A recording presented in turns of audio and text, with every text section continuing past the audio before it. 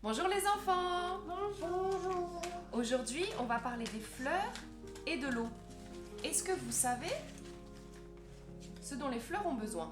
De la terre, de l'eau et du soleil. Très bien. Et par rapport à l'eau, comment ça fonctionne? Ça prend dans les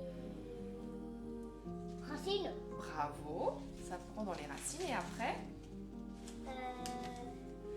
Ça passe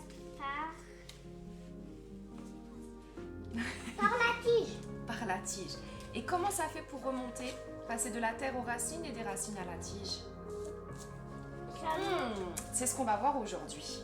Donc, ici. nous avons cueilli des fleurs blanches. Autour de chez nous, le plus simple, ce sont les pâquerettes. Donc, nous avons ramassé des pâquerettes. Mais avec n'importe quelle fleur blanche, ça marche. Nous avons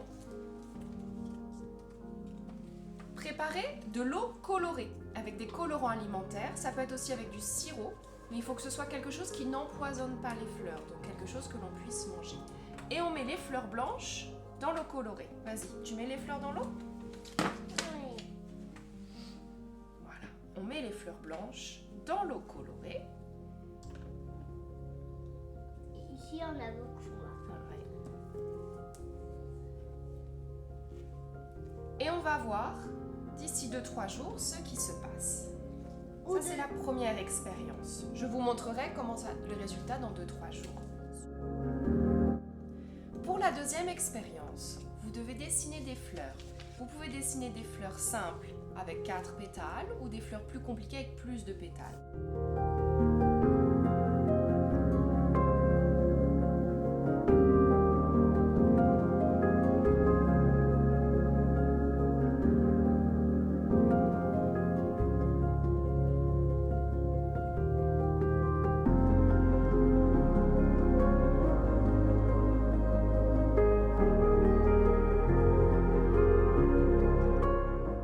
Lorsque la fleur est découpée, on replie les pétales vers l'intérieur.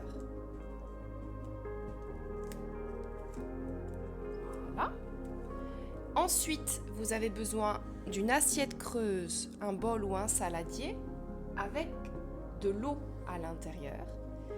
Donc nous avons découpé les fleurs et replié les pétales à l'intérieur vers le centre.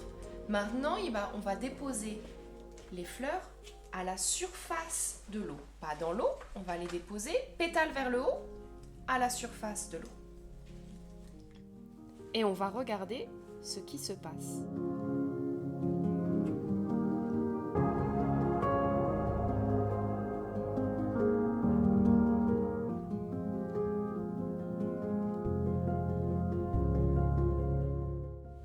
Parce que le papier, comme les fleurs, sont composés de fibres, de minuscules fils, comme les fibres des pulls ou la laine.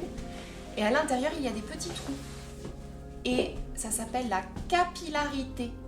Par capillarité, l'eau remonte entre les fibres, comble les trous, et donc le papier devient plus lourd et les fleurs s'ouvrent.